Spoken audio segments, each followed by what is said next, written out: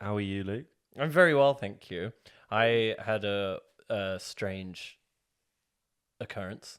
My ex-girlfriend posted pictures of her children, and I On Instagram. on Instagram on Legram, and I have a few girlfriends now who have You children. have a few girlfriends. A few ex-girlfriends. I wish. I have some girlfriends past tense. Do you have? Would you say to the listeners you're a single man? I'm a bachelor, baby. You're a bachelor. You're big bachelor energy. Do I? How do you feel about having big bachelor energy? You think I have big bachelor energy? Yeah. What does that mean? Like, people find me attractive? I mean, you can choose to put whatever meaning onto it that you want. That means that's not what you're saying. You mean I have big single energy?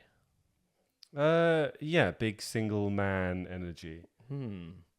Well, I suppose that's correct, so I can't be upset with that. When's the last time you were not single? A year and a half or 2 years ago, A year and something a like half or that. 2 years ago. I think I've mostly been single. Mostly in your life. Mostly. Yeah. I spent most of my time alone, but I quite like it. I don't mind being single. But this, Sam, have you got any exes with children? I genuinely don't know. I think it's quite likely that I do, Yeah. but I couldn't actually tell you. Whoa. You're not in touch with any of your exes on Legram. I am in touch with some a little bit. I know that some do not, but there's at least one who could well do. But your exes are all pumping out kiddos. They're all pumping out kids, yeah. Yeah. A few of them, quite a few of them. But I get this weird thing, and I don't know if you would feel the same, but I feel like all of the children are mine. What, you feel like they belong, like you deserve to have them, or you think they are actually yours? No, I think my brain thinks that the children belong to me, like they are my children. Okay. And which they can't be. Impossible. Time-wise, impossible. Yeah. But I've spoken to some other people about this, and they also have had this experience too. Right. And I think I've found the solution. I think it's because as a species, we don't understand contraception as a thing yet. Yeah. You just know your subconscious brain is like, if I had rude times with a lady and a baby came out, then best assume that's mine. Yeah, that's mine. Yeah. I think that's what's going on. What is that feeling? So you're seeing your ex with a baby on Instagram. You like all the pictures, and what's your brain? What is it like? Is it like, oh my God, I need to go look after my baby. That's my baby. No. It's like, oh, look, my baby. Oh, look, my baby's doing well. Yeah, my baby's looking good. Okay. That's So nice. Basically what you're saying is your Doesn't look subconscious anything like is a me for proud some but reason. absent father. Yes, I think so. I think it'd be different if it was my actual biological baby, Okay. and I had suspicions that it might be. I thought, like, when you were like, oh, I feel like they're my kids, you were like, oh, I need to do something about them. But no, you're just like, good to see my children are doing well. Yeah, it's more like the feeling of like a dad, but in like medieval times. Yeah. You know? When dads... Do you not think dads were good dads in medieval times? I don't think so, no. No? Well, they have lots of bastards, don't they? And they're always like, that bastard. It's like they're my bastard I think kids. they didn't have many bastards. That's why the bastard had to be a word. Bastard, we have so many bastards these days that you're not even supposed to call them bastards. What? Because they get cross. So we should have a rude name for people Were your who parents actually married bought...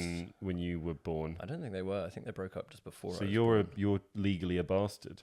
Legally bastard. Legally bastard. But you think there should be a rude word for all the people who are not bastards? Because they're the minority, and therefore the other. They're not the minority. Are I think you a they're still bastard? the majority. My parents got married while they were pregnant. So you're half bastard. I had a joke when I was starting stand-up where I said my parents got married while they were giving birth to me, which means I'm technically a bastard from the nipples down. Which, fun fact, assumes I was born breech. Because if I was nipples down, then then that would mean, no, I don't know. I might have calculated that wrong. You'd be bastard from the nipples down. No, you should be bastard from the nipples up. Yeah, but Yeah. saying nipples down is funnier, and audiences tended not to, calculate whether the joke was technically correct or not. Wow, people are dumb. It's a little insight into how to write a joke from 2017 open mic Sam Eley, who had no good jokes. That's the kind of joke that if you put on the gram, people will point out that you're bastard from.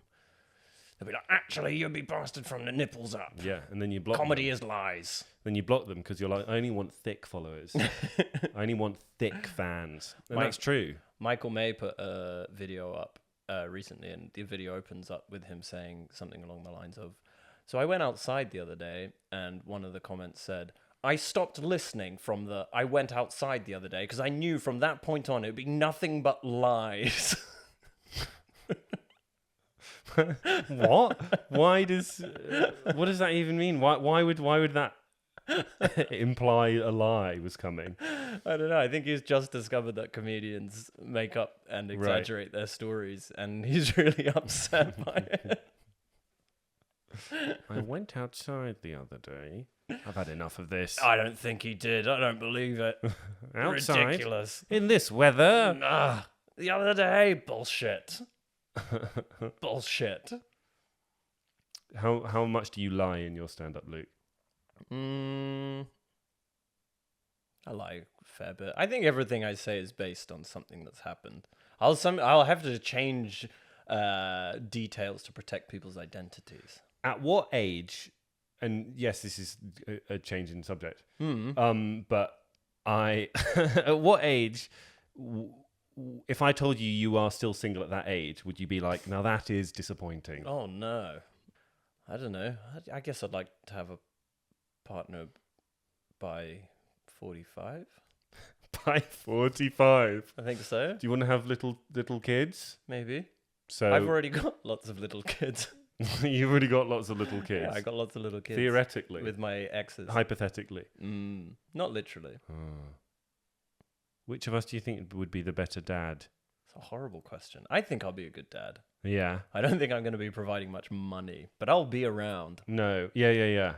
Well, you got to do at least one of the two. I'll be provide around. money or be around. I think I'd be a good house husband, actually. I quite like that as a lifestyle. I would like to sort of be pottering around, making the dinner, doing the cleaning, hanging out with the kid. And then my rich wife comes home and is like, where's my dinner? And I'm like, oh, it's on the table, honey. Ooh, how was your day? So would you do that? They were like, you have to quit comedy and you have to stop your award-winning podcast with Sam Eley. Yeah. You could just be a rich house husband and you got to make me like tacos every night and look after the kids. Yeah, and I have to stay fit. You have to stay fit. I have to be a nice piece of eye candy for my hot wife. Yeah. My busy wife. Would you get a hair transplant? I'd do whatever it took. Whatever she wanted. What would you do? What would I do? I don't know. I think I'd go insane if I was a house husband. Really? What you've been on dates this week? Is that why you're thinking about singledom? Yeah, I've been on loads of dates. And exes. Yeah. Thinking about the future of my love life. It's so hard. Because I don't drink. Yeah. Or anymore. I used to drink when I was younger. Not that I had a drinking problem. But I didn't really like it. But dating was certainly easier as a drunk. Why didn't you like drinking? That makes me anxious and stuff. Yeah, anxious. Real anxious. Makes me and like depressed. Not anxious and depressed. No, well, this is why I stopped. 'Cause it doesn't make me more confident. Yeah. It just made me slower at speaking and less skilled at speaking. But in the realm of dating, it was better because what used to happen is I go on a date, I get blinding blackout drunk. Yeah. And I would just wake up with a woman in my bed. Well, that doesn't happen when you're sober. And I can't remember what I did to achieve that.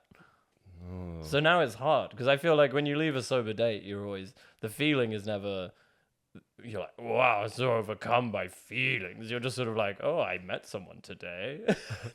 Like it feels so like, am I supposed to feel something? I guess I'll see them next week. And you're not going to be like, oh, I'm going to kiss them now in public.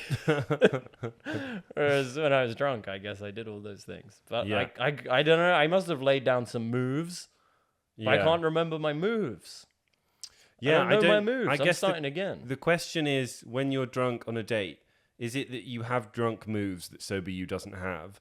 Or is it simply that you didn't need moves and only drunk you had the confidence to go ahead moveless? Does that make any sense? What? So sober you's on a date going, no, I've got no moves. Yeah. And drunk you is on a date being like, I got no moves, but I don't care. Let's make out and have. But then that in sex. itself is a move. Yeah. Yeah. That's the paradox, isn't it? You must move with no moves. Yeah. That's how you get the ladies. Also, if you don't drink now and you're going on dates, Yeah. Most people drink, so presumably they want a drink, but then suddenly you're on a date sober with a drunk lady. Yeah, then it's like you don't want to make a move because you're like, this feels like I'm a predator at this point. Well, yeah, then it is. I mean, only if they get technically illegal. Only if they get like wasted. Most people normally have like one or two on the first date. Was like a first date now? I don't really. I young slutty me would jump into bed with anyone as quickly as possible. Yeah. Now I'm like. Only. Now I'm like. Could you turn around first? Turn around? No. I think not. Old me perhaps, but my tastes have changed. Who am I kidding? Come back to my quarters. Quarters. Oh my god. But I don't live with my mum anymore, so that's also helpful. Did you ever live with your mum when you were trying to get with the ladies? Not so much. I had a teenage girlfriend when I was a teenager. Phew. Before you make the obvious joke. Oh, I'm sorry. That I am a paedophile.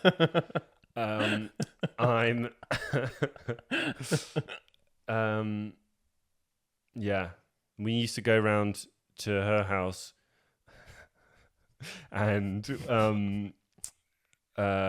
would obviously want to suddenly self-conscious about saying this. It's okay. It's just me and you here. I know, but what if this goes round? Everyone in my old school listens.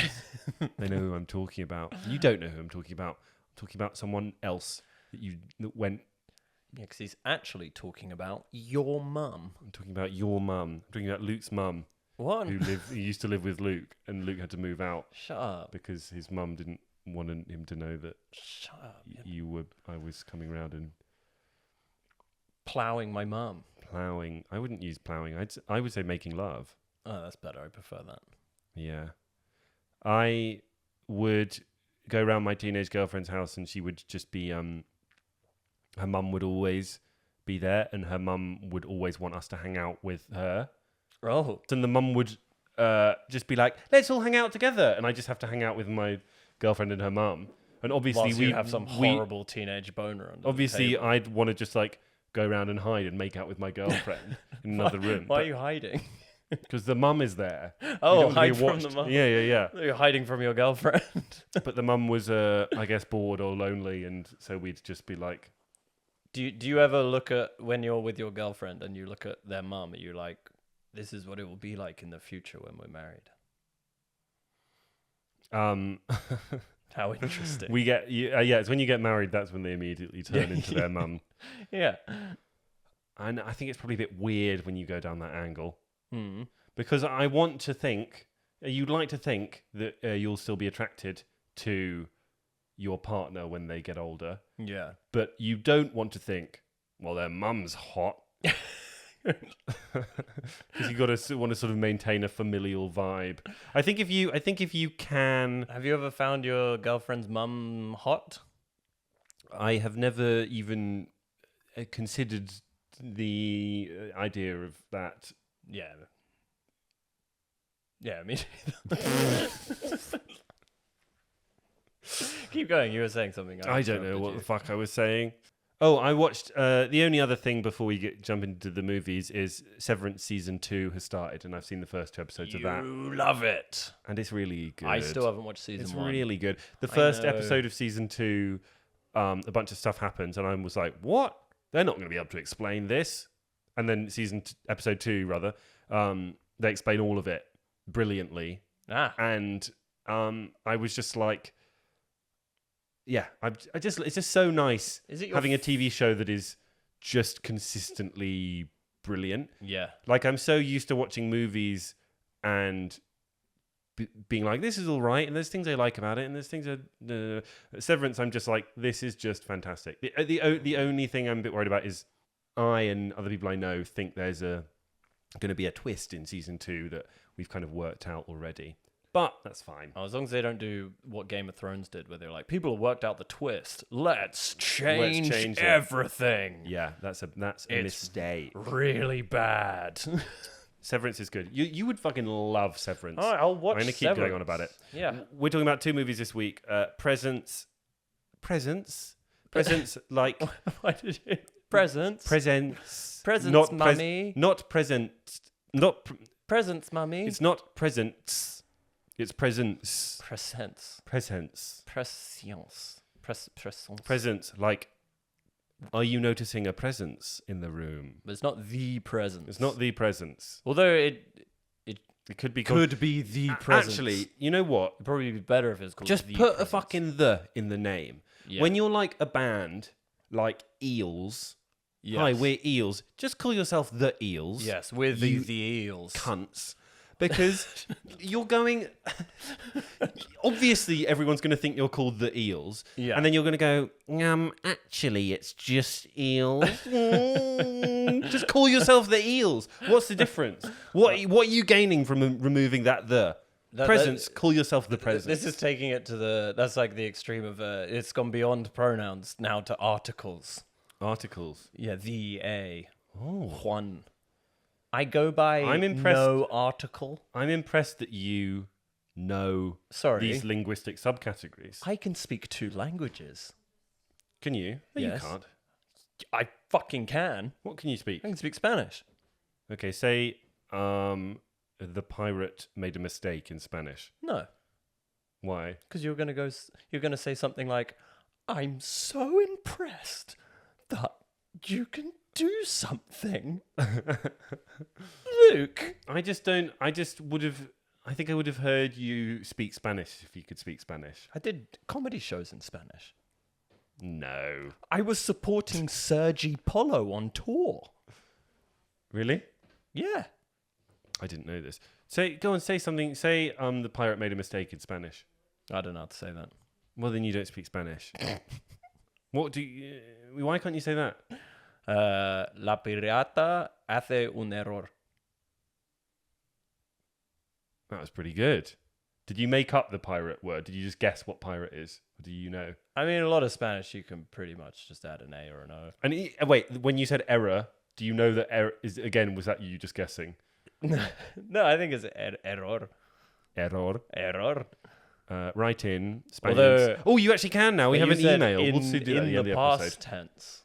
Made a mistake, yeah. La pirata hacía un error. Well, that's good. I'm impressed with that. Yo podría hacer el podcast en español por la duración del tiempo total. Wow, I don't know what that means. Were you being rude to me? No. No. Were you being sexy to me? Por supuesto. Por supuesto to you, sir. Por supuesto to you. My mother always said to me, Sam, por supuesto. And I'd say, sí, mamá. Sí, mamá. Sí. My Spanish is not fantastico. No? No. That's the Family Guy Mexican cleaner. Yeah, I was thinking about that earlier. Mm-hmm. I'm so I had a really large Red Bull. Yeah, and it's not working on me. Hey, the power of the Red Bull's in there. Yeah. You know those wings? You know those wings that Red Bull give you? Yeah. You always had those wings. I'm sad. Oh no. Oh no. I'm feeling sad. Red Bull gives you depression. What's I don't know what to do with my... Red Bull gives you depression. I don't know what to do with my sad co-podcaster. Can you do the rest of it by yourself? Oh no. I'm sad. We watched Presents, which is a Yay. new movie. Yeah. It's a horror film directed by Steven Soderbergh, who you'll know from his other projects, and written by the guy that wrote Jurassic Park. Did you know that? Oh really? Yeah. I thought Nuts. Soderbergh wrote and directed. He did not? No, it's written by David Kerb. Oh my god! Can you not sing? I was just singing. No, but that was like completely like off key. Like that was really bad. That was Jurassic Park. I knew it was trying to be Jurassic Park. No, it was Jurassic Park. But that's not even flat. That was like the wrong like. What are you talking about? That was so. Did you know it was Jurassic Park? How good are you at singing? I can't sing. Okay, yeah, I can tell Well, that. give from me how you something did to that. sing. I'll sing it. Sing "Rockstar" by Nickelback. Well, I don't know the words to that one. And I was standing in line to clubs and never get in. I couldn't see anything. Wait, that's singing? That's singing. I can sing. I was waiting in line for the club. I got a line for the country club. Gonna get the girls. Gonna get the club going. It's country time. Nickelback. Should we just cancel this whole episode? Wanna come back to mine. Was that good?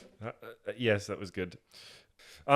Presents is a new horror movie. It is got a gimmick, and the gimmick is the whole movie is from the ghost's perspective. POV ghost, baby. So it's like It's not just in porno anymore.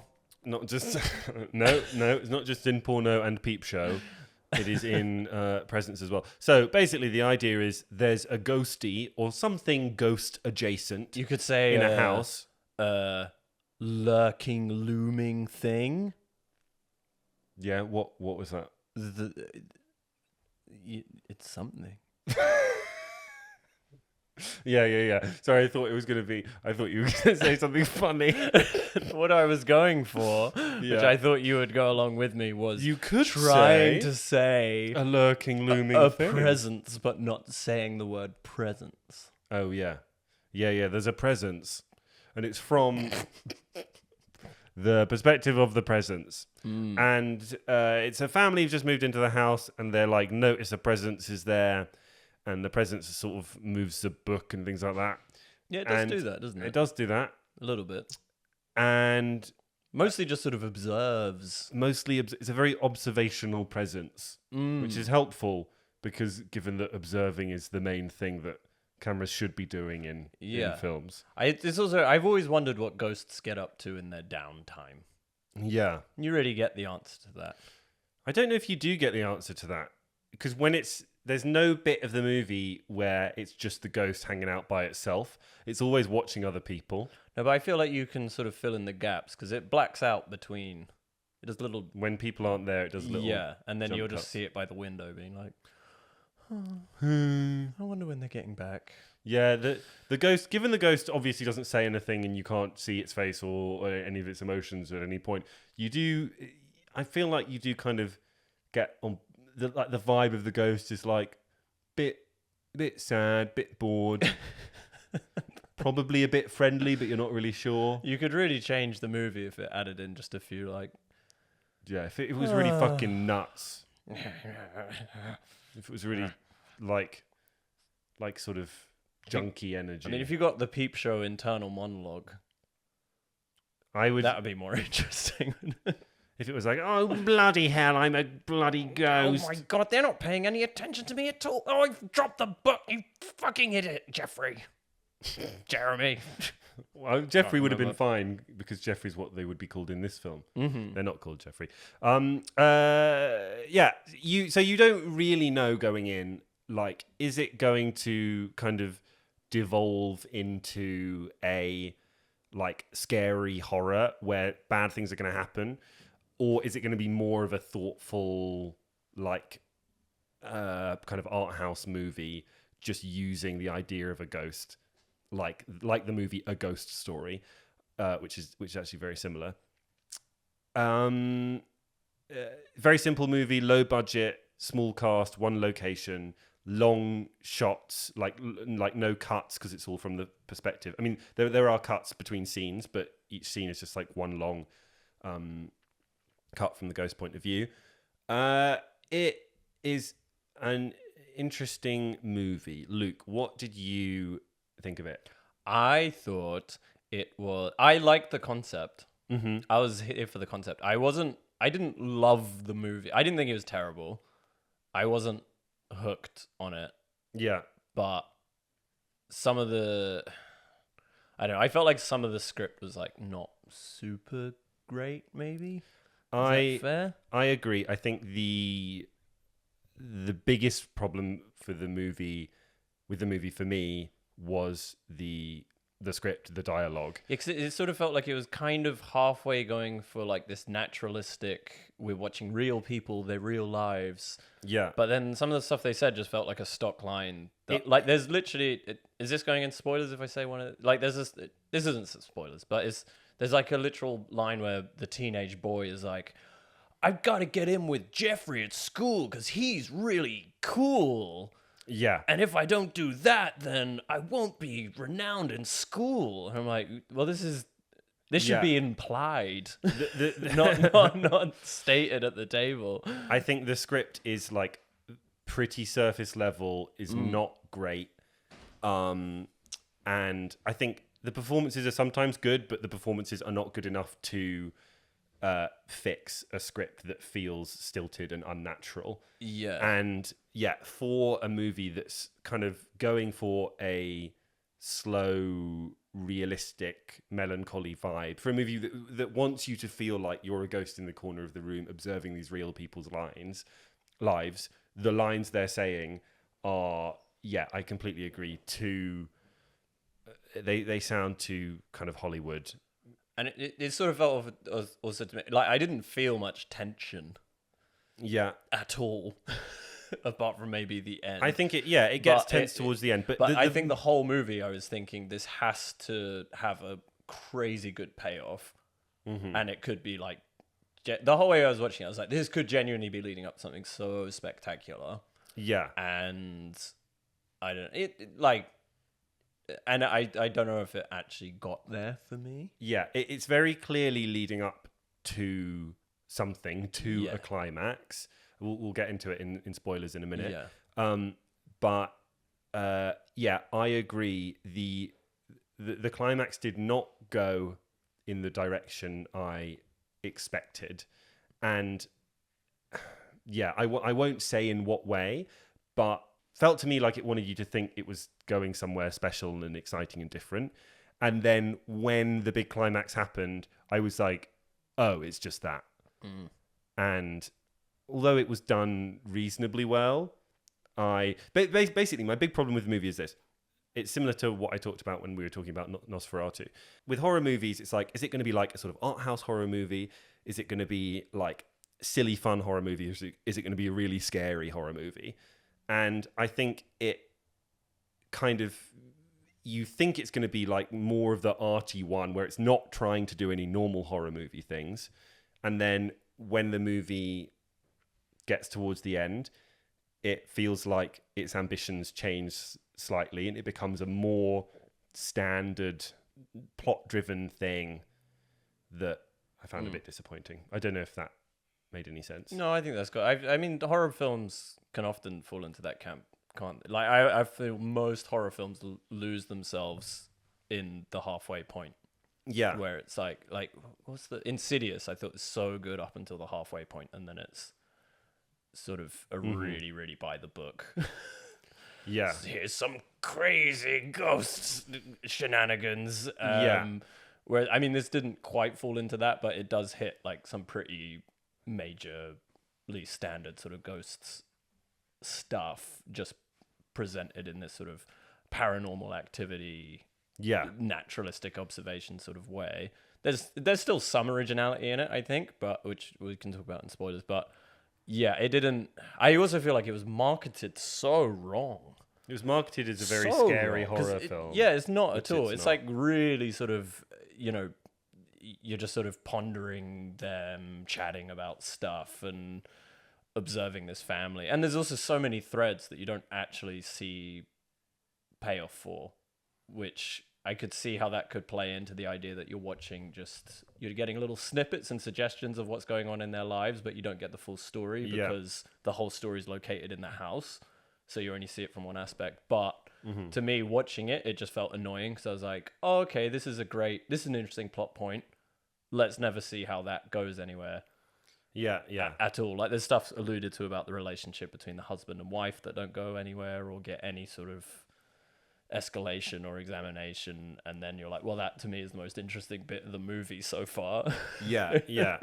And now we're gonna look at the ghost stuff in the second half, and you're like, all right, well, I thought the family dynamics were good and interesting, and there's a sort of interesting thing going on with the mum and the son. They've got this sort of emotional incest thing happening where the mum is really like obsessed with the teenage son more than the teenage daughter, and the dad is trying to like balance it by being a good dad to the daughter. Them into camps, because then it's like mum and son versus dad and daughter, which and also I thought like that should have been like this crazy, uncomfortable and interesting psychological examination, which you could have had so much tension there, because it should be deeply uncomfortable. I thought if it was going to go for this very like horror movie-esque sort of thing, in the way like Hereditary is so horrible in the way that it looks at grief. And it's so intense the whole way through, and there's that payoff there. Whereas this just sort of felt like, here's a little bit of that, but let's not ponder on it, and let's not. I don't know. Is this just not really a focus? And it's kind of like these are interesting bits that I would have liked more showtime for and exploration, maybe. Yeah, I mean, I liked the family dynamics, and I liked that it felt not cliched to me, the way the family were and the sort of things being discussed, but yeah, it could have done more with it. Maybe not in its runtime, I don't know, and certainly the script around it could have been way better.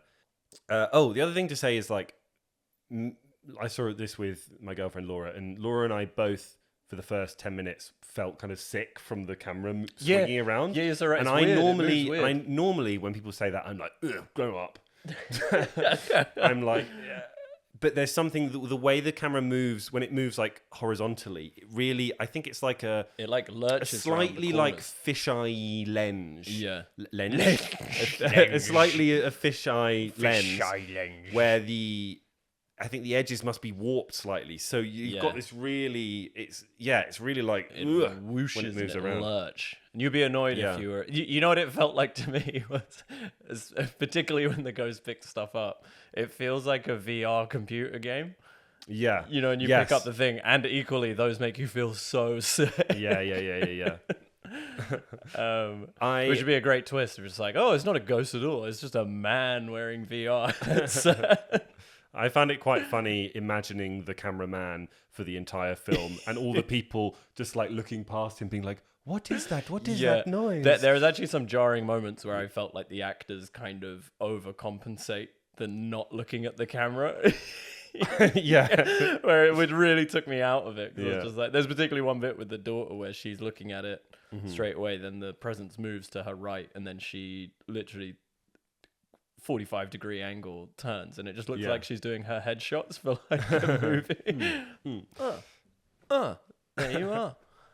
I think to kind of sum up how I feel about it, I did like the film, but I think basically it tried to occupy this sort of middle ground between something like Paranormal Activity, which is genuinely scary, and even a more direct comparison, A Ghost Story, Ghost Story or A Ghost Story? Anyway, Ghost Story, A Ghost Story, whatever it's fucking called. The Ghost Story. The Ghost Story, it could be, is so good and basically does what this film does way more effectively. Oh, really? I've not seen A Ghost Story. It's I not, don't know anything about it. It's not a horror film at all, but I think it is better for it. I think this film wanted to be multiple things, and because of that, failed at entirely succeeding at any of them. If it's I wouldn't.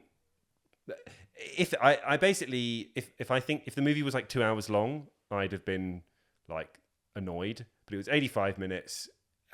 Did what it wanted to do. Was fairly successful, and I had a decent time. So I have a positive opinion of it overall. But a decent chunk of that is the fact that it was nice and short. Should we talk about spoilers quickly? Yes. If you don't want to hear spoilers for Presents, skip forwards 5 minutes for our Brutalist review.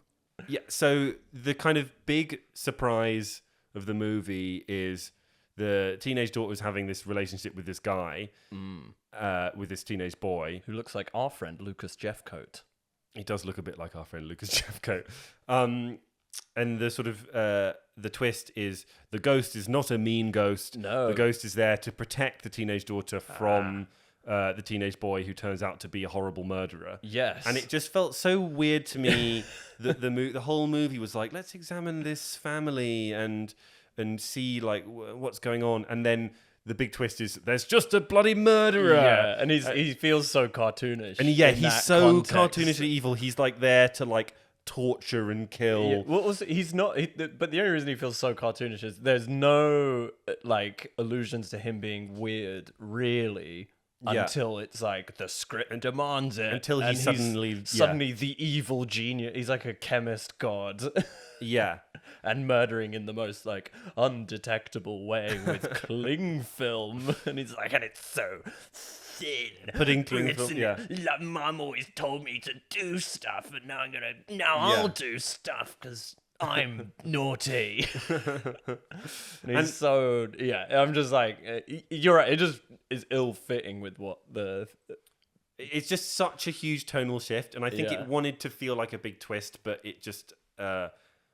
Felt a bit disappointing that it became such a sort of standard horror thing. And also, I don't think it like logically made sense because earlier in the movie, the ghost can like rip shelves off walls. Yeah. And then suddenly can't intervene when the girl's being killed. The ghost is just like, whoa, I can't do anything, I'm just a ghost. That's when it does, but that's when it even feels like even more like VR. It's like you're trying to press the action button and for some reason it's not working. And you're like, oh, damn it, the cutscene isn't finished. Because it's got that weird, like, it can do that weird, which is like... It sort of shakes reality somehow. But it doesn't which really is supposed do to anything. Get people's attention. Also, it's actually kind of a time travel movie as well. Yeah, because the ghost is the ghost of the dead teenage brother who saves the fucking jackass for the whole movie until the very end. Yeah, well, I guess that's his sort of redemption arc. Yeah, because he's really the worst. Yeah. And he's trying to make friends with that douchey kid who's murdering everyone. Yeah. I mean, it was kind of, I don't know, it was kind of cool because it kind of did like allude to this. I could kind of see like you maybe could have had a killer waiting and hiding in plain sight.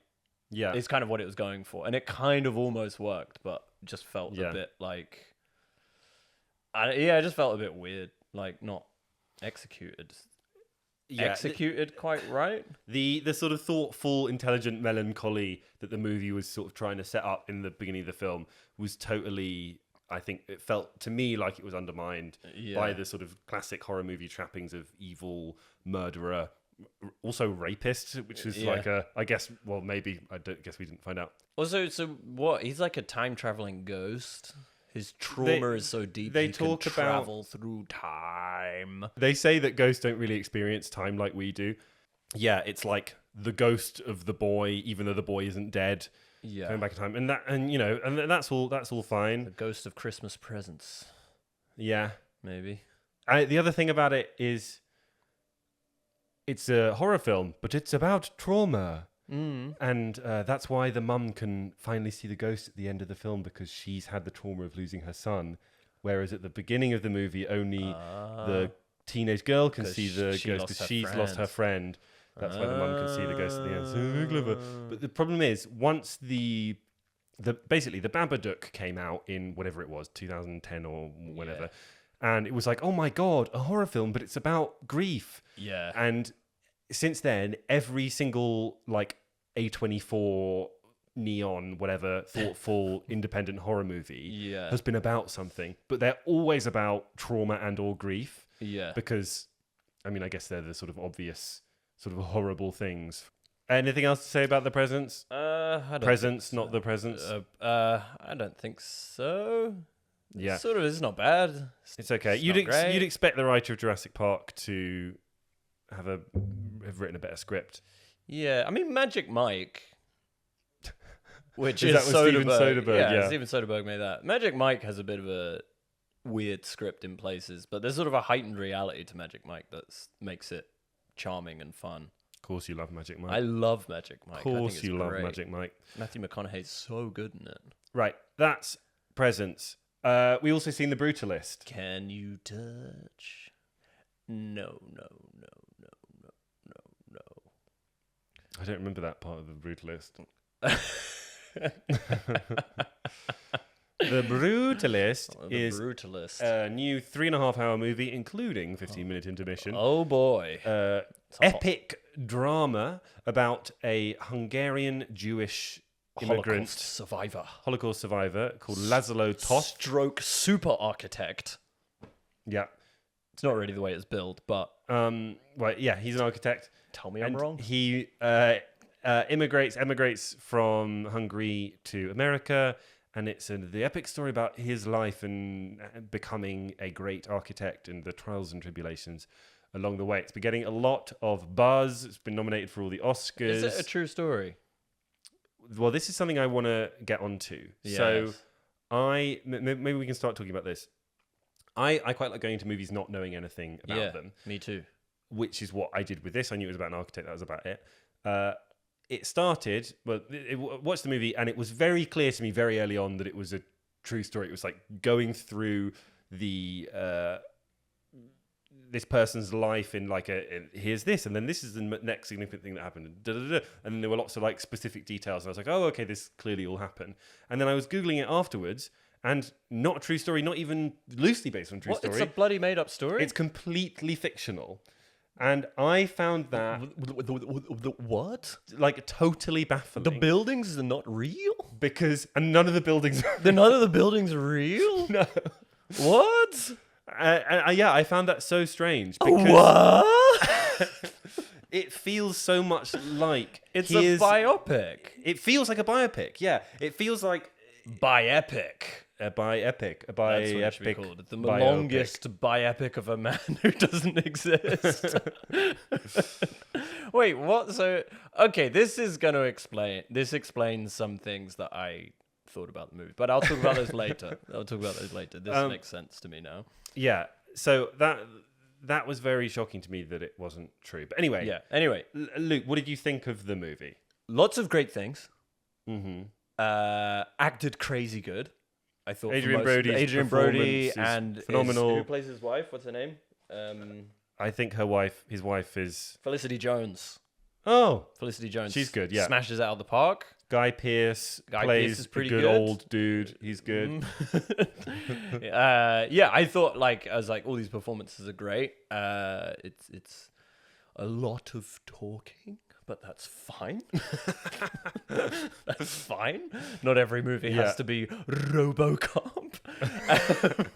You do wish every movie was RoboCop. As much as I'd love it. Yeah. I have to say, I'm going to come down on having mixed opinions on this film. Yeah, but I do have mixed opinions. I wasn't really annoyed and frustrated by its length. No, I thought it didn't need to be as long as it did, for sure, but I've seen a lot of movies that are a little over 2 hours that I've been a lot more frustrated by. Clawing my eyes out. Whereas this, I at least got, okay, they're trying to do something here. They're trying to really tell an epic story. It didn't just feel like self-indulgence. Yeah. I'd second that. I mean, the intermission, I think, also helped. I think the intermission is great. The fact Although that the Scorsese... intermission caused chaos in the Peckham. Really? Because no one knew what to do. Yeah. So there's a 15-minute countdown timer on screen. Yeah, and a man had to come in and be like, by the way, guys, you can leave for a little bit. And then there was just, the whole cinema was just out in the foyer like, what do we do? I don't know. I ran never next done an door to get a intermission. falafel wrap. Did you? And then I was running out of time, so I had to run in and like eat it in the cinema. But I was ashamed because like eating smelly hot food in cinema is probably not great etiquette. So I was like, I like curled up in like a little ball and just was like shoving dripping falafel wrap, and they didn't even put any fucking napkins in the bag. So I was like catching the falafel sauce and like oh my god, slurping it off my hand, just being like, sorry. Great movie. Adrian's lovely. Yeah, probably wouldn't be so bad in the Beckhamplex, where I've been to the Beckhamplex before, and and it's amazing and I love it, but someone eating a falafel wrap in the Beckhamplex is the least of your worries. Yeah. But in the Finsbury Park Picture House, you're more likely to get some sort of condescending, annoyed stares. This is no place for falafel. Thank God it wasn't a doner wrap, or I would have. This is for ice cream from the designated ice cream vendor. This would have been from their the Little Moon's Mochi ice cream store. Exactly that. Yeah. I think there should be a trend of who can do the most epic stuff in the 15-minute intermission of The Brutalist. Yeah. And I had a whole wank as well.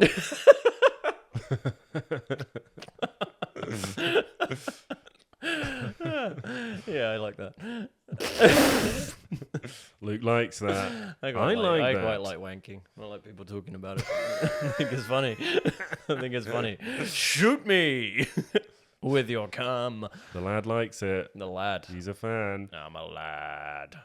Give me your wife. Yeah. Don't do that. Anyway, I felt like it was two distinct movies as well. I felt the first half and the second half felt very different to me. In a way that I actually wasn't sure was quite right. Yeah. If I was going to criticize it. I felt like the first half was, like you said, like this biopic sort of felt that way the whole way through. And then I felt like the second half became a sort of metaphorical sort of experience in some way. And some of it felt a bit disjointed for me because I felt like the characters changed and the scenes changed in a way that I was suddenly like, I feel like this is different now. Things started changing. So it's difficult to say without a spoiler, but it felt sort of like some of the things that happened in the second section felt more like if everyone was sort of an avatar representing a certain thing. It makes sense, but the pace in which the film has been going at in the first half and the way the characters have all been in the first half of the film, it suddenly feels like there's been no foreshadowing that the characters would behave this way or exactly why they're behaving that way. Yeah, so the characters start to... They all go bloody mad. Behave a bit differently. They all go insane. And and it's not really... Yeah, I agree. It's not really set up. So, like, it's not a big spoiler to say, and it's not surprising to say that Adrian Brody, the main character, becomes sort of very obsessed with his work in a way that causes some detriment to his personal life. But that right? is one minor aspect of everyone going insane in the second half of the movie. But it is not. It's not really like a slow build up. It's like, oh, suddenly this is an issue now. Yeah. It seems what. Yeah, I guess what's funny, given it's so long, is that there's so much is underdeveloped. Changes that happen quite quickly. Yeah, across multiple characters. I basically felt that it was, for me, not really greater than the sum of its parts. I think it's a very beautiful movie. It's amazingly acted. It's a fascinating story, which is looks great. but then not true. Actually, But what I was that's going. okay. You know what I was going to say. What? Before I knew it wasn't a true story, one of the things I was going to say is I think I probably would have enjoyed it a similar amount if it was just a documentary about the man's life. Right. Okay. Right? I was like, wow, this is a really interesting life. Yeah. But I don't know if I enjoyed it in the way that I normally enjoy like narrative feature films. Yeah. But I was like, wow, this is a fascinating life, amazingly presented. And then when it turned out not to be true, I was particularly baffled because it seemed to be much better as a story of this person's life than it was at kind of doing what most narrative feature films Exploring do, which are, give you teach you something about yourself or about human behavior, or being a metaphor whatever. for this kind of person, which is kind of because it's kind of like I've heard a few people praise it as being like the immigrant experience of like Holocaust survivors and stuff. And to me, I was like, but it's kind of doesn't delve into that in this specific way. I think throughout the whole movie, it sort of then becomes like, I don't know. It's because it's certainly not a generalizable life for Holocaust survivors because he's such a specific individual. It does so many things and is about so many things, and I think this is sometimes a problem with epic films, right? It's about the immigrant experience. It's about art. It's about obsession. It's about family. It's about love. It's about wealth. It's about isolation. It's about community. It's about all of these things, but not in a coherent way. It's doesn't seem to be particularly. I didn't come away from it, with my thoughts about the world a certain way.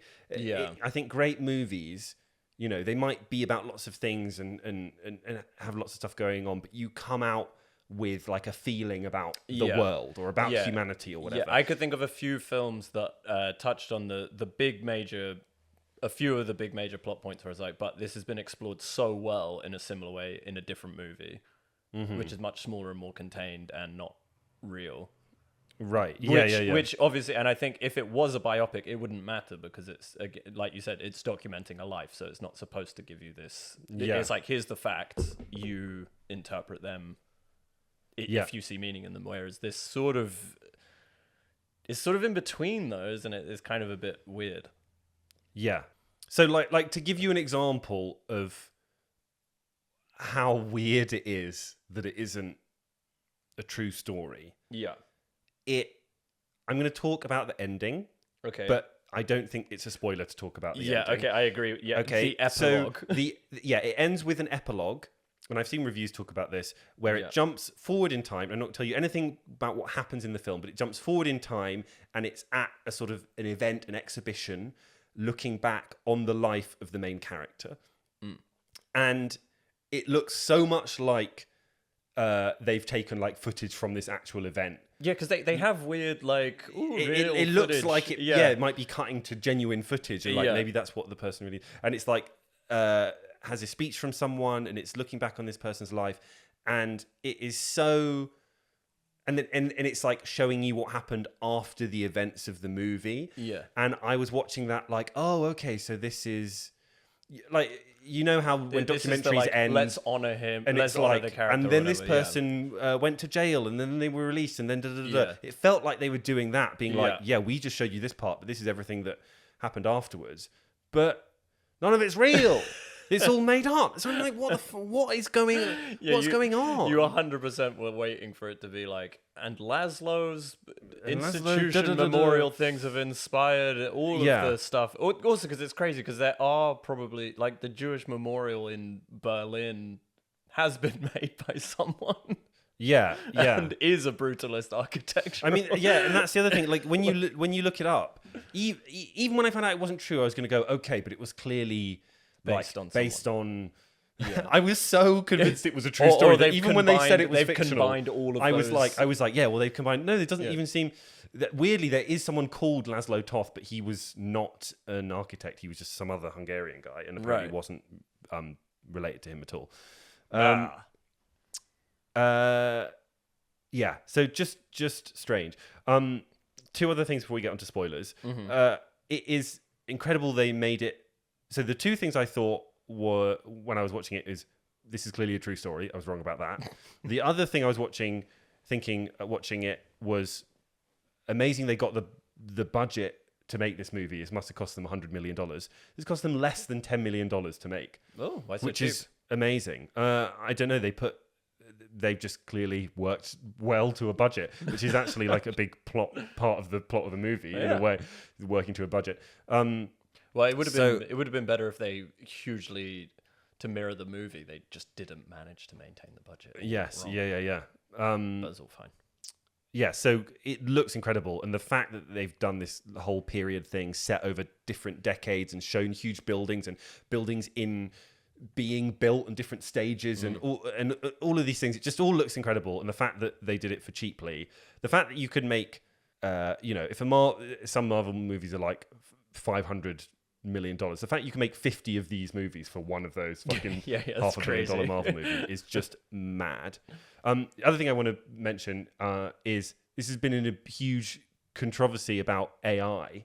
What? So the editor revealed that he used AI. AI was used for a couple of things in the movie, but the main thing that was used is sometimes Adrian Brody is speaking Hungarian, and because he is not a native Hungarian speaker, his Hungarian accent wasn't perfect. So they used AI to change when he is talking in Hungarian, not when he's talking English. When he's speaking in Hungarian, changing the accent slightly to make it sound authentic, so that it wouldn't sound wrong to Hungarian.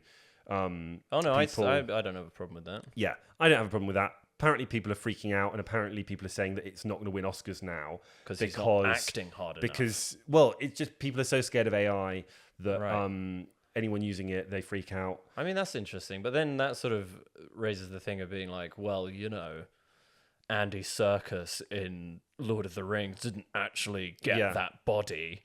I know. My opinion is grow up, basically. AI is going to be used.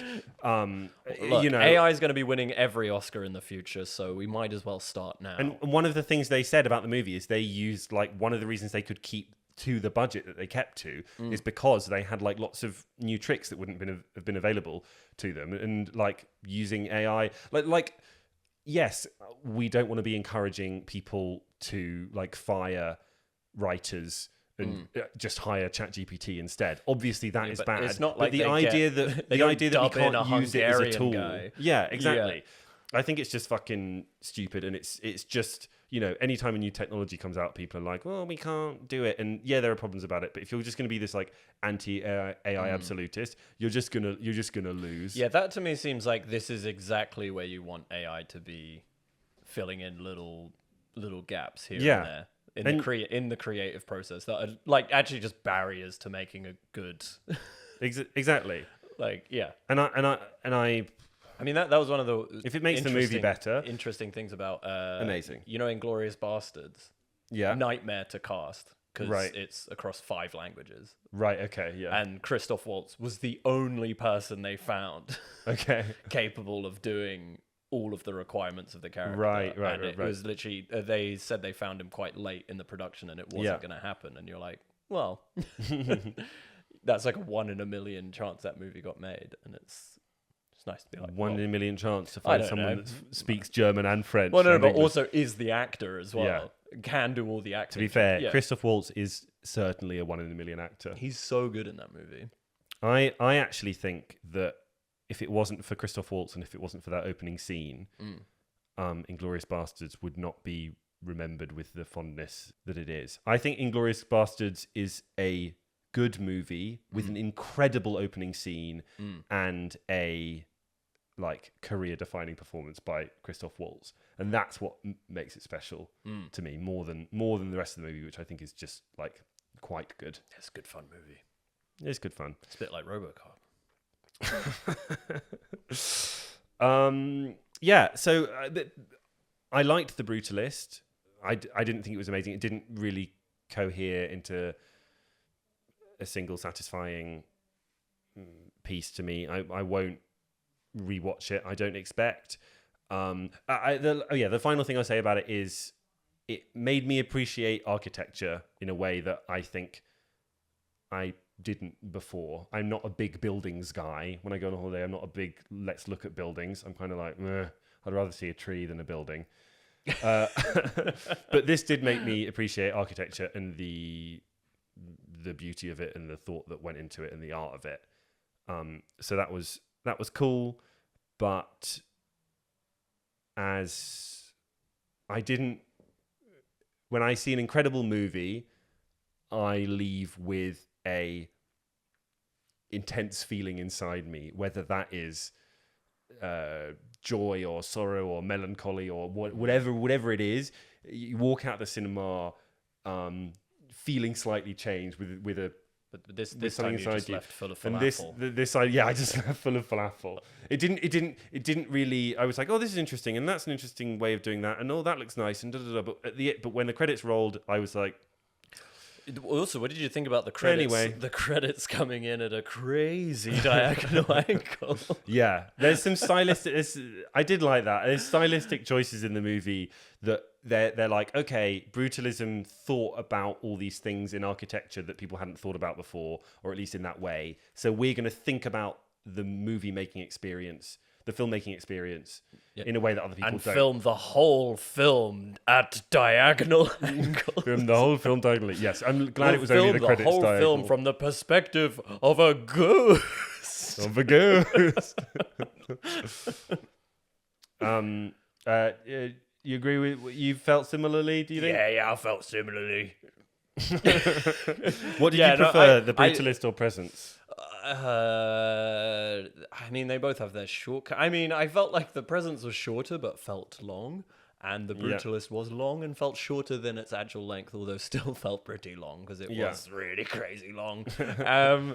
But I kind of both movies. I felt like, oh, you're both going for something that I feel like is not quite didn't live up to the expectations. Not that I didn't come in with any expectation. I just felt like both of them. I was like, the execution of these could have been better in some sense. Yeah. Does that make sense? Yeah. I mean, The Brutalist, I think, is like a good movie in so many ways. Yeah. But yeah, it sort of felt as a... Yeah, I think you're right. It's like, as a whole, it doesn't quite work completely. Yeah, it didn't feel like it had... It had all the elements of like, this is going to be the best Oscar movie ever. It's so much movie. It's so much stuff. Yeah. It's everything. And you're like, yeah, but it's also nothing because... or it's too much it's everything. Some bits of stuff. Whereas something like... I know this isn't epic in length in the same way, but when I think of an everything movie, I think of Everything Everywhere All at Once. Right. Which tries to be everything and is every genre and whatever. But then ultimately, it comes down to quite a specific feeling or idea about... It's actually a focused movie. About family and about depression and nihilism and these things. Like it's actually saying something quite simple. Yeah. And I think, I don't want to say that all art should say something quite simple, but I think a lot of the best art you can kind of distill it down. Yeah. And The Brutalist just felt like it was doing hundreds of things. Sort of goes against the ethos of brutalism. Yeah, what does? The movie. The movie. In what sense? There's too much stuff going on. Too much stuff. Brutalism's like, let's really scale it back. Yeah. Brutalism is like, simplicity. Yeah. And this movie is a lot of stuff. A lot of stuff. Yeah. Oh, it's a lot of stuff. Oh, there's so much. That's a good point. There's so much. Should we quickly do spoilers for The Brutalist? Oh, yes, because I want to talk about some stuff. Is what you want to talk about... spoilers starting now. Is what you want to talk about Adrian Brody getting raped by He rapes him out of nowhere. Why does he rape him? It's out of nowhere. I saw the thing at the beginning being like, oh, sexual violence at some point. And I was like, what's that bit at the beginning? Because it's sort of prostitution. I don't know. And then when he's like, get it all out, son. Get it all out. And then he starts unbuttoning his trousers. I was like, no, surely not. What? Yeah. Why? And then I was like, is this a metaphor for like the American dream is the only thing I could think. I was like, it's so like, like I was like, the first half of the movie, that Guy Pearce's character is like a silly, rich, supportive, fundamentally trying to be a good guy, trying to be a sort of philanthropist. He's got a bit of an ego about him because he's very successful, but he's also kind of an idiot. And then he's a fucking monstrous rapist, which I have no problem with the character being complex. But it's like, it's out of fucking nowhere. I've got no problem with a character being a rapist. He wants to rape, go ahead. But at least let me know it's gonna come. So I was watching it and being like, oh, wow, I guess this guy, again, thinking this was a true story, being like, oh, I guess this guy was raped and and that's crazy. And crazy. And yeah, obviously you put it in if that's part of the real story. But the fact that it wasn't true, like, it was very weird to me because Adrian Brody is so obviously being, like, fucked over metaphorically by this guy. Like, he's so obviously being screwed over that for that to climax in... For the fact that in the writer's room, or the guy who wrote it was like, how about we just literally have him rape him? It felt weird. Like, it wasn't like distastefully done. It was like quite sort of it wasn't like really brutal and it didn't feel like horrible. This is pure shock value. But it didn't feel. But it felt like bits of the movie were missing to get to. Because I could sort of foresee, like, if he had this strange artistic obsession with his talent, that it could spill over into something sexual for the Guy Pearce character. But there is none of that. You don't get the sense that he has that depth of thought to him. Do you know what I mean? Like, he's too thick to be like, to be so like enamored by art. Because the only reason he likes the art in the first place is because other people tell him to. Right. He's like a completely like artistically vapid man, but he is successful and he's got money. So he sort of tries to...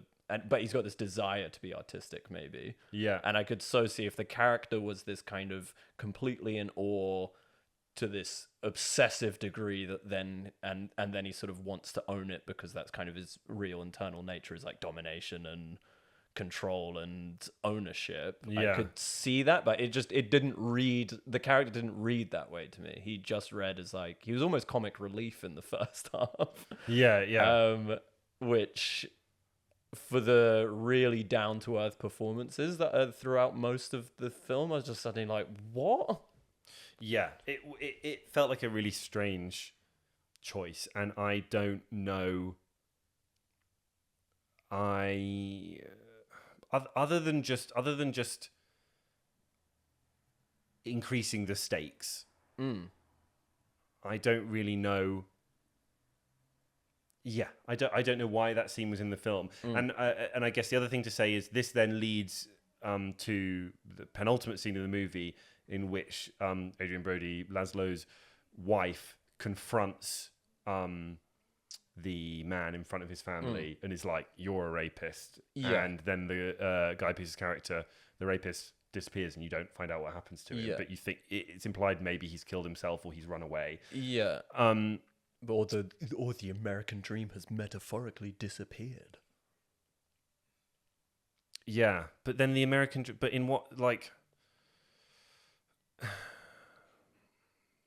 That's what I mean. That's why it felt like, to me, it felt like, oh, suddenly it's this metaphorical sort of experience, which doesn't quite...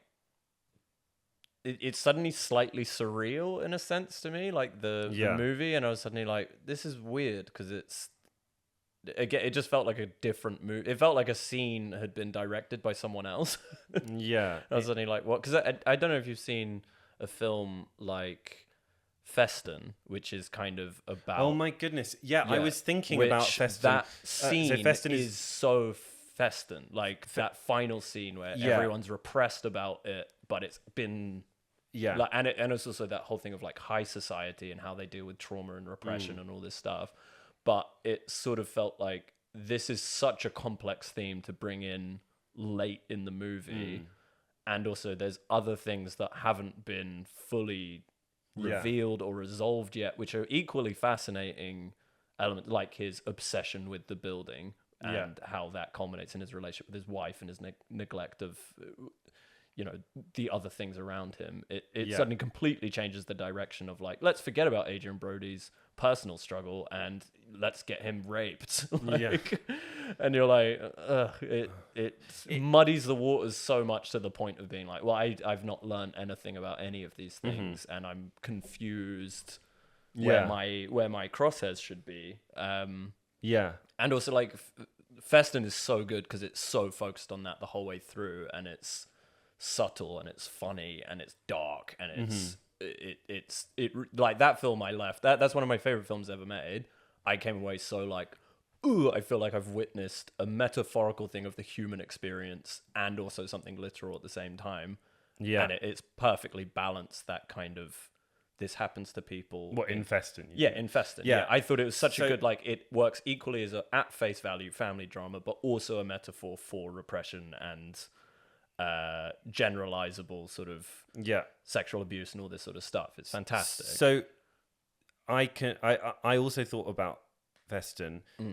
There are so many parts of this movie that I could like recommend another movie that is about that bit. Exactly. Right. Yeah. So the confrontation coming out in front of a repressed upper class family.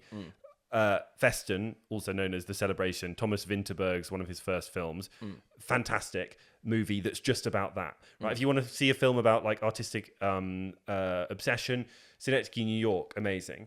If you want to watch a movie about more directly about like the dangers of obsession and trying to be the best, The Novice is a really good movie that came out kind of a bit similar to Whiplash about this person who wants to become a rower. There Will Be Blood. There Will Be Blood is about the industrious, crazy, if you obsessive money guy. Watch about like mad. megalomania, then There Will Be Blood. If you want to watch a movie about a rich person taking a poor person that he's jealous of under his wing, watch Foxcatcher with Steve Carell and Mark Ruffalo and that other bloke whose name I've forgotten. Channing Tatum. And all of these movies, all of those movies I mentioned they're all very different, but they all have a focus to what they're trying to say about the world, I think, ultimately. And this movie felt like it was trying to say all the things. Yeah. And the component parts are all like really good. Like, it felt like all the acting was really good. The script was largely really great. The music was great. Like it just doesn't fit together neatly. Yeah, because there was also like, there was so many things where I was like, oh, this would be so fascinating. Like when his wife returns halfway through the movie and she's in a wheelchair and he doesn't know. And I was like, incredible. Like such a good piece of, the direction I thought the movie was going to go in, which I would have been very up for, was this whole thing of like, you've built this new life without this person who you've been sort of in long distance contact with, and now they're a real person ahead of you and you're complete strangers to one another. And you don't really know each other's backstories. And I thought, to me, that was like really fascinating sort of relationship that I thought would be explored. Yeah. And it just doesn't. They just sort of they reconcile so quickly. It's kind of underexplored. Yeah, you're right. And going back to what you're saying about things like jumping ahead, like they're back and they're so happy to see each other, and then very quickly there's a scene where they're like in bed and she's like, "Do you even like me?" Or I don't know what she says. But they're immediately arguing, and there's no. It's like they'd be too timid to do that. At the pace of the film, you'd be like, "They're still strangers to each other at this point." They would be so polite. Well, it's not even that. It's not even that I was like, "Oh, they wouldn't be like that." Yeah, I'd not thought about it until you said it, but you're totally right. It's fascinating that this is the longest movie I've seen in years, and yet because it's trying to do so much. Some of the things it's doing, it just like jumps to, and now the relationship is like this, and now this guy's like this. Yeah. And maybe it's trying to get away with it because there's like jumps in time, but and like there's heroin addiction. There's this whole subplot about his heroin addiction, and then he almost kills his wife with his heroin addiction, and it's sort of just fine. Yeah. Because there's other big fish to worry about. You've just been raped out of nowhere. Yeah. It's yeah. I'm finding myself more frustrated by it talking to you now. Yeah. I didn't come out. I came out disappointed because I was like hoping it might be a masterpiece. It would blow me away. Which is and it unfair. absolutely That's an didn't. unfair. But I was way like, to oh, go it was all through right. it. And now the more I'm talking about it, the more I'm like, what is it? What's it? Yeah. What's it doing? Well, it's frustrating as well because it does so many good things. Yeah. Or it like sets so many good things up and then doesn't quite explore them fully, and you're just sort of left with like, it's like someone's told you like 20 jokes without any punchlines, and you're like, not that it's a funny film by any means. Not best picture for me. No. What's in the running? Emilia Perez. People are now saying it's going to win, even though it is like critically the worst, and most people say it's the worst. That's also got an AI controversy about it. Anyway, I'm exhausted. Should we go to sleep? I'm knackered. Let's go watch The Brutalist. Let's go watch all of The Brutalist again. Thank you, everybody. Sorry the camera died if you're watching on video, but you saw our lovely faces for most of it. See you soon. Oh, and we have contact. We have social media now. Find us on all the socials at Fleapit Pod, and email us on fleapitpod@gmail.com if you wanted to if you want to send us some nudes. Yeah. Or chat. But whatever. No, don't send us news. I just find it. I was just, you know, some people get in trouble about, like, it's revealed that these internet influencers were using their power to get nudes from their, vulnerable viewers. So I thought it'd be good if we were like, just like, yeah, please. we would like some nudes, please. Don't follow us on Patreon. Just send us your nudes. And we don't mind. You can be any type of person you wish. I was on. We just want a full nude. Whatever you feel you're into. We want you feeling yourself, having a great time. We want to see you feeling yourself. Yeah. That's what I want to see. I once went on Elliot Steele and Mike Wadawale's podcast, and I got upset because they were in WhatsApp groups, and I wasn't in any WhatsApp groups, so I gave out my real number and asked people to just send me stuff, and I got sent so many pictures of tits. Really? Which sadly turned out to be men sending me random tits off the internet to me, rather than sort of lusty and busty fans of mine. But it was nice. Bye, everyone. Bye.